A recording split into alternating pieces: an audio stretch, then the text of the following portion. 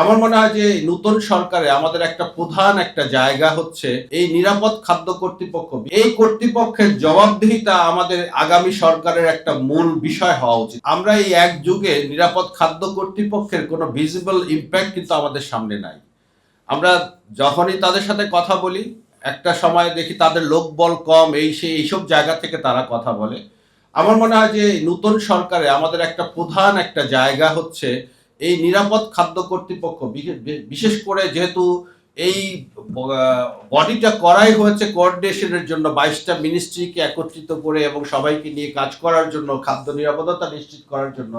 সুতরাং এই কর্তৃপক্ষের জবাবদিহিতা আমাদের আগামী সরকারের একটা মূল বিষয় হওয়া উচিত আমাদের, এবং সেখানে শুধুমাত্র তাদের যে প্রকল্প ভিত্তিক বিভিন্ন ট্রেনিং প্রোগ্রাম, যেটা আসলে অন্যরাও করতে পারে, সেই বিষয়গুলো নিয়ে তাদের যেই সবসময় ব্যস্ততা, সেখান থেকে বেরিয়ে এসে, এই কমফোর্ট জোন থেকে বেরিয়ে এসে তারা যেন আমাদের খাদ্য নিরাপত্তা নিশ্চিত করে।